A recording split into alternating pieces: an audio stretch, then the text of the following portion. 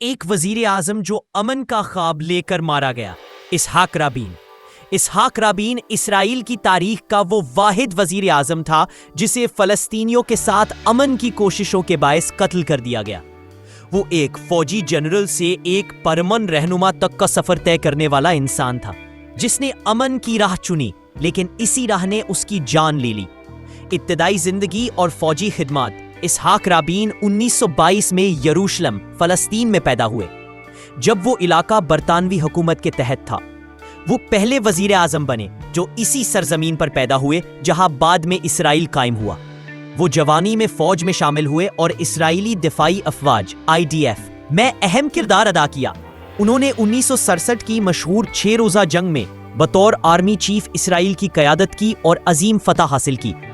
فوجی سے سیاستدان کا سفر۔ 1974 میں وہ پہلی بار اسرائیل کے 5ویں وزیر اعظم بنے، پھر 1992 میں دوبارہ منتخب ہوئے جب عوام میں امن کی خواہش زور پکڑ چکی تھی۔ اب وہ سمجھ چکے تھے کہ اسرائیل کی سلامتی صرف بندوق سے ممکن نہیں بلکہ فلسطینیوں کے ساتھ امن سے ہی ممکن ہے۔ اوسلو معاہدہ، امن کی جانب ایک قدم۔ انہوں نے فلسطینی رہنما یاسر عرفات کے ساتھ خفیہ مذاکرات کیے جن سے 1993 میں اوسلو معاہدے کا اعلان ہوا۔ اس معاہدے کے تحت فلسطینی علاقوں کو خود مختاری دی گئی اور اسرائیل نے فلسطینی تنظیم PLO کو تسلیم کر لیا۔ امریکی صدر بل کلنٹن کی موجودگی میں رابن اور یاسر عرفات نے ہاتھ ملایا۔ یہ لمحہ دنیا بھر میں امن کی علامت بن گیا۔ اندرونی مخالفت اور نفرت انگیزی، لیکن اسرائیل میں بہت سے انتہا پسند دائیں بازو کے عناصر، خاص طور پر بنجمن نیتن یاہو کی لیکوڈ پارٹی اور شدت پسند مذہبی رہنما، اس معاہدے کو مقدس زمین کا سودا سمجھتے تھے۔ جلسوں میں اسحاق رابن کو غدار، نازی اور مجرم کہا گیا۔ کئی انتہا پسند یہودی علماء نے یہاں تک کہا کہ اسحاق رابن کو قتل کرنا مذہبی طور پر جائز ہے۔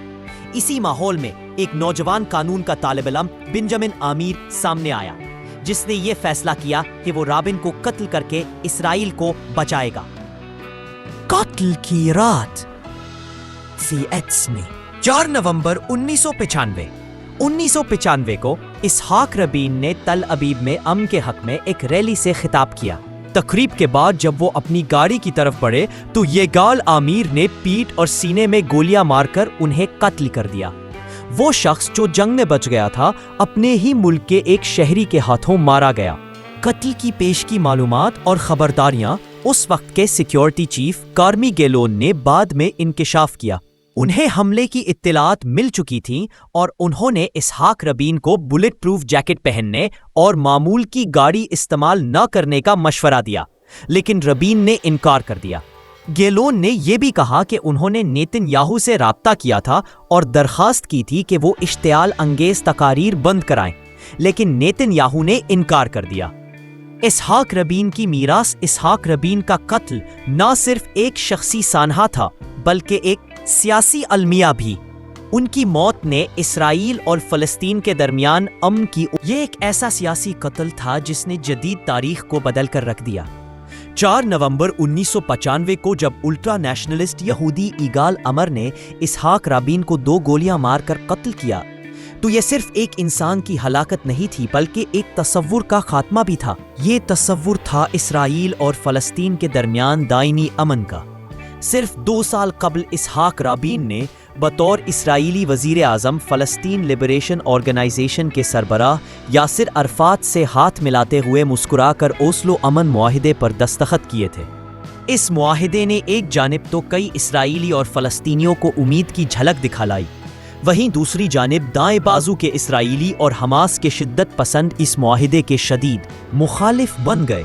موجودہ اسرائیلی وزیر اعظم نتن یاہو نے اس وقت دائیں بازو کی قیادت کرتے ہوئے اسحاق رابین کو شدید تنقید کا نشانہ بنایا۔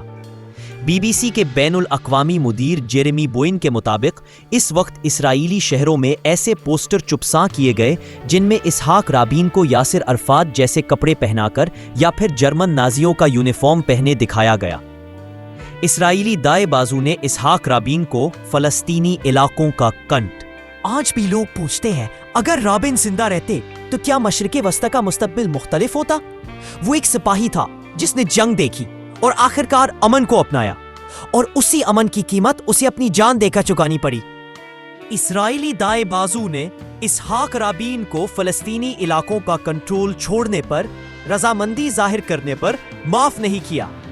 دوسری جانب حماس نے خود کش حملوں کا آغاز کر دیا، کیونکہ ان کے نزدیک یہ معاہدہ ایک ایسی ریاست کے آگے ہتھیار پھینکنے کے مترادف تھا جس کا وجود ہی ان کے لیے ناقابل قبول تھا۔